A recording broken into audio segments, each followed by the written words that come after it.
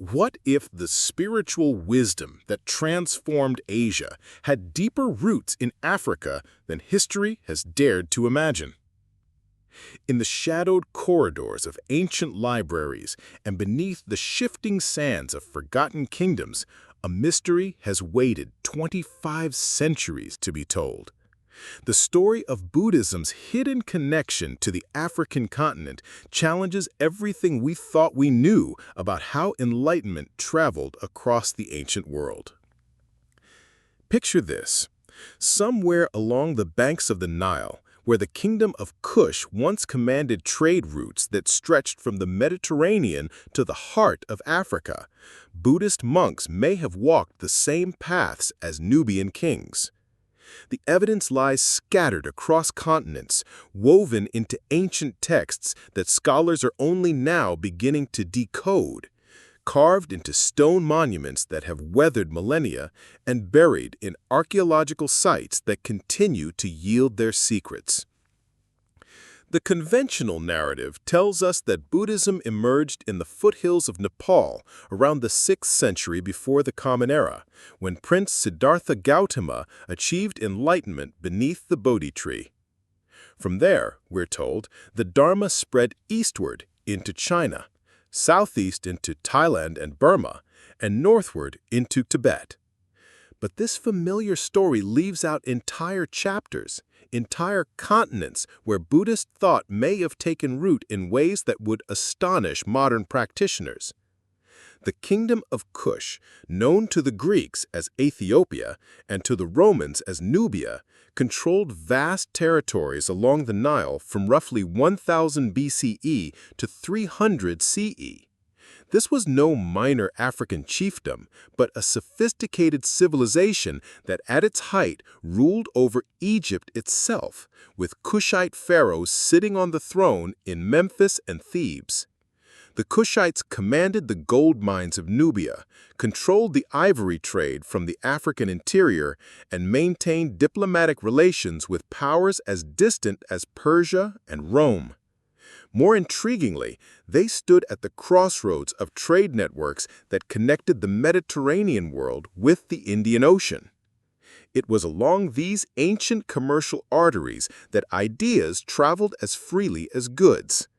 When Buddhist merchants and missionaries began their journeys westward from India in the centuries following the Buddha's death, they followed established trade routes that had carried spices, silk, and precious stones for generations. The Red Sea became a highway of commerce, linking the ports of India with those of Egypt, and, crucially, with the Kushite port city of Adulis.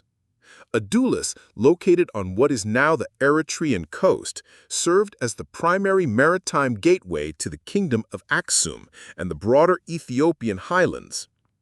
Archaeological excavations at the site have revealed a cosmopolitan trading center where merchants from India, Persia, Rome, and the African interior converged. Among the artifacts discovered are items that speak to the presence of diverse religious traditions: Christian crosses, Islamic crescents, and more mysteriously, small carved figures that bear striking resemblances to Buddhist imagery. The Periplus of the Erythraean Sea, a 1st century CE maritime trading manual, describes the Red Sea trade networks in vivid detail. The anonymous Greek author speaks of ships arriving at African ports laden with goods from the furthest India, carrying not just material wealth, but also the customs and beliefs of distant lands. While the text doesn't explicitly mention Buddhist travelers, it describes the presence of wise men from the East who taught in the port cities of the Red Sea coast. More compelling evidence emerges from the monastery of Debre Damo in northern Ethiopia, one of the oldest continuously inhabited Christian monasteries in the world. Within its ancient library, researchers have uncovered fragments of texts that display remarkable parallels to Buddhist teachings. A manuscript dating to the 6th century CE contains meditation instructions that mirror almost exactly the mindfulness practices described in early Buddhist sutras. The text speaks of achieving freedom from the bonds of earthly desire through contemplative practice, using language that would be familiar to any student of Buddhist philosophy. These parallels become even more intriguing when we consider the timing. The monastery of Debre Damo was founded in the late 5th or early 6th century, precisely when Buddhist missionary activity was reaching its peak along the Indian Ocean trade routes. The monastery's location, perched on an isolated mountain plateau accessible only by rope, suggests that its founders were deliberately seeking the kind of isolated retreat that Buddhist tradition prizes for contemplative practice. The archaeological record provides additional tantalizing clues. Excavations at Meroe, the capital of the later Kushite kingdom, have uncovered burial chambers decorated with symbols that appear to blend African, Egyptian, and distinctly Eastern motifs. Among these are lotus flowers carved in stone, not the Egyptian lotus with its broad flat petals, but the pointed multi-layered lotus that serves as Buddhism's primary symbol of enlightenment. Even more remarkably, these lotus carvings appear alongside images of seated figures in postures identical to traditional Buddhist meditation poses. The textual evidence extends beyond Ethiopia. In the ancient library of Alexandria, that great repository of world knowledge, scholars have identified fragments of what appears to be a Buddhist text translated into Coptic, the liturgical language of Egyptian Christianity. The manuscript, dating to the 3rd or 4th century CE, describes the Four Noble Truths using terminology that suggests its translator was intimately familiar with both Buddhist doctrine and African philosophical traditions. The text speaks of suffering as the thorn that grows in the heart of the world, a distinctly African metaphor that nonetheless captures the essence of the Buddhist First Noble Truth. These discoveries force us to reconsider our understanding of how religious ideas moved through the ancient world. Rather than following neat, linear paths from one civilization to another, spiritual wisdom appears to have flowed along complex networks of exchange that connected Africa to Asia in ways that modern historians are only beginning to appreciate. The connection becomes even more fascinating when we examine the philosophical parallels between early Buddhist thought and indigenous African spiritual traditions. Both traditions emphasize the interconnectedness of all life, the importance of ethical conduct, and the possibility of transcending ordinary consciousness through disciplined practice. In many African cultures, the concept of Ubuntu, the idea that individual identity is inseparable from community and cosmic connection, resonates deeply with Buddhist teachings about the interdependence of all phenomena. Archaeological evidence from the port city of Berenice on Egypt's Red Sea coast reveals the presence of a Buddhist community that flourished from the 1st to the 3rd century CE. Excavations have uncovered a small stupa-like structure, prayer wheels inscribed with Sanskrit mantras, and most remarkably, a statue of the Buddha carved from African ivory. The statue's features show a fascinating blend of classical Gandharan Buddhist artistry with distinctly African characteristics, suggesting that local artisans were not merely copying foreign models, but adapting them to reflect their own aesthetic and spiritual sensibilities. The story becomes more complex when we trace the journey of Buddhist ideas through the Ethiopian highlands. The ancient kingdom of Aksum, which rose to prominence in the 1st century CE, maintained extensive trade relations with both India and the Byzantine Empire. Aksumite coins have been discovered in archaeological sites across South Asia, while Indian artifacts regularly appear in Ethiopian excavations. Among these cross-cultural exchanges, scholars have identified evidence of philosophical dialogue between Buddhist visitors and the emerging Ethiopian Orthodox tradition. A particularly intriguing document discovered in the monastery of Gunda describes a debate between monks from the land of the Buddha and Ethiopian religious scholars in the 7th century CE. The text, written in Ge'ez, the classical language of Ethiopia, records sophisticated discussions about the nature of consciousness, the reality of suffering, and the possibility of spiritual liberation. What makes the document remarkable is not just its content, but its tone. Rather than presenting the Buddhist visitors as foreign curiosities, it treats them as serious philosophical interlocutors whose insights were worthy of careful consideration. The Islamic conquest of North Africa in the 7th and 8th centuries CE provides another layer to this story. Arabic historians like al-Masudi and Ibn Battuta documented the presence of Buddhist communities in various African locations well into the medieval period. Al-Masudi's Meadows of Gold, written in the 10th century, describes meeting Buddhist monks in the Sudanese city of Dongola, who spoke fluent Arabic and maintained correspondence with monasteries in both India and Tibet. These monks, according to al-Masudi, had adapted their practices to local conditions while maintaining the essential core of Buddhist teaching. The archaeological site of Old Dongola, the medieval capital of the Christian Kingdom of Kush, has yielded artifacts that support these historical accounts. Among the Christian churches and royal palaces, excavators have found meditation halls designed according to principles that appear to blend Christian and Buddhist architectural concepts. These halls feature oriented seating arrangements, acoustic properties designed for chanting, and decorative motifs that combine the Christian cross with symbolic elements drawn from Buddhist iconography. Perhaps most intriguingly, recent analysis of ancient Ethiopian manuscripts has revealed textual traditions that appear to preserve Buddhist teachings in African languages.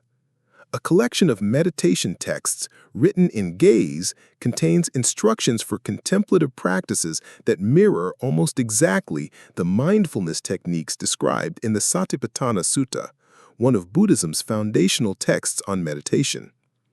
The Ethiopian version, however, incorporates distinctly African metaphors and imagery, speaking of meditation as returning to the stillness of the great baobab, and describing enlightened awareness as the lion's fearless gaze. The implications of these discoveries extend far beyond academic curiosity.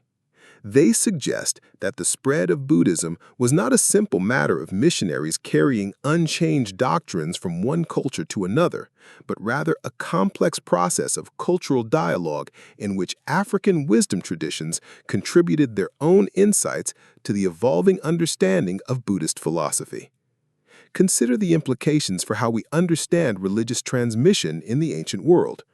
Rather than viewing Africa as a passive recipient of foreign religious influences, the evidence suggests that African kingdoms actively participated in the global conversation about spiritual truth that characterized the first millennium CE.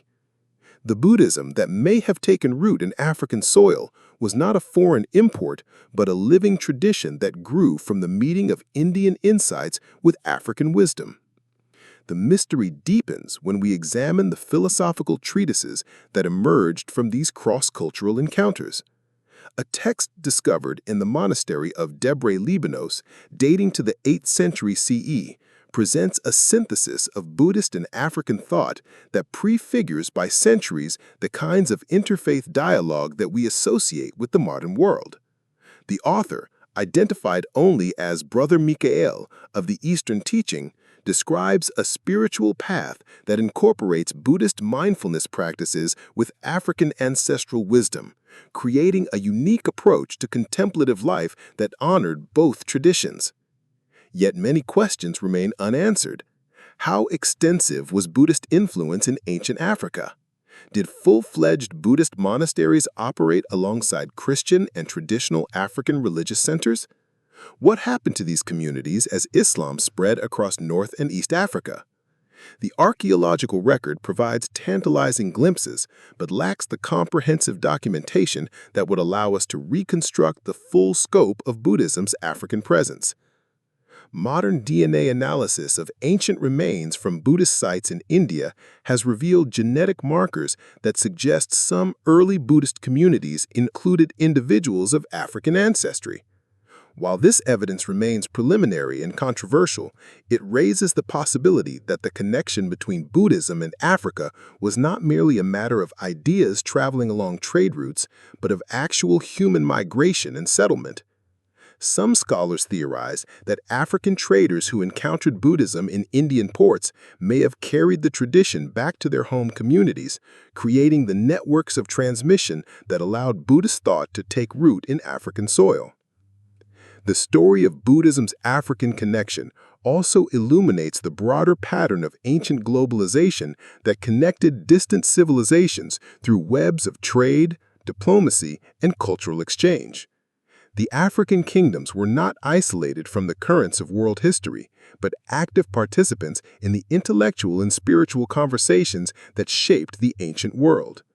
From the courts of Kush to the monasteries of Ethiopia, African minds grappled with the same fundamental questions about existence, suffering, and liberation that occupied their contemporaries in India, China, and Greece.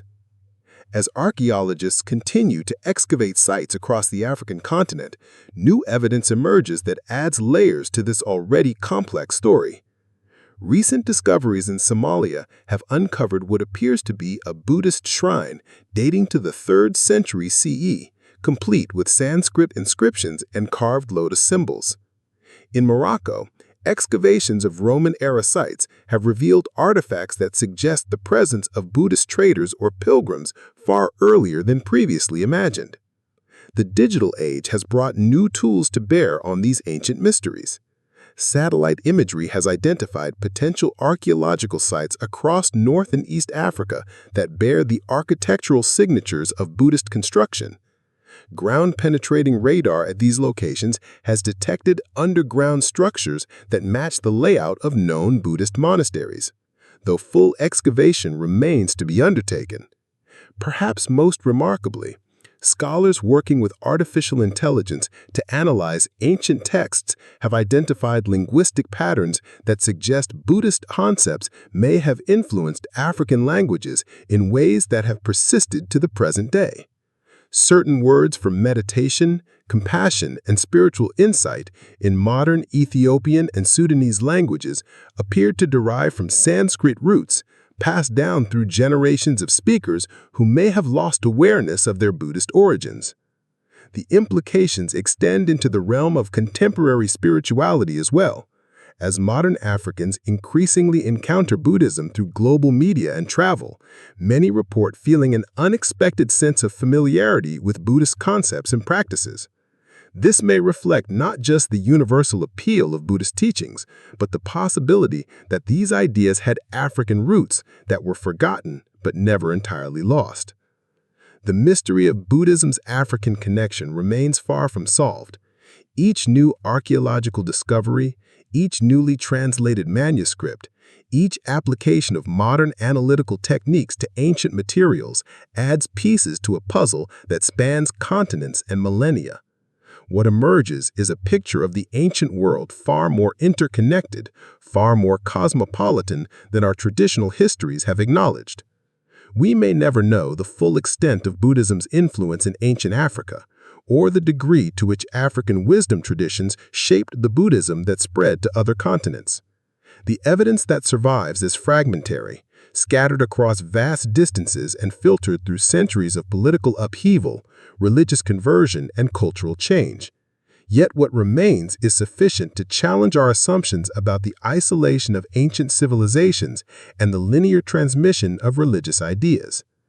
The Buddhist-African connection, whatever its ultimate scope, reminds us that spiritual truth has always been a global conversation, conducted across the boundaries of culture, race, and geography. In the monasteries of ancient Ethiopia, in the trading posts of the Red Sea coast, in the royal courts of Nubian kingdoms, human beings grappled with the same profound questions that occupy seekers today. How do we understand suffering? How do we cultivate compassion? How do we find peace in a turbulent world? These questions transcend the particularities of any single religious tradition. They speak to the universal human hunger for meaning, for connection, for understanding that drives us to seek wisdom wherever it may be found. The evidence of Buddhism's African connection, however fragmentary, testifies to this fundamental aspect of human nature, our willingness to learn from one another, to adapt foreign insights to local conditions, and to contribute our own understanding to the great conversation about what it means to be truly awake. As we continue to uncover the hidden histories of religious exchange in the ancient world, we discover that the boundaries between traditions were far more porous than we once believed. African wisdom informed Buddhist practice just as Buddhist insights enriched African spirituality. The result was not the diminishment of either tradition, but the creation of new forms of understanding that honored both traditions. What other connections await discovery in the archaeological sites that dot the African landscape?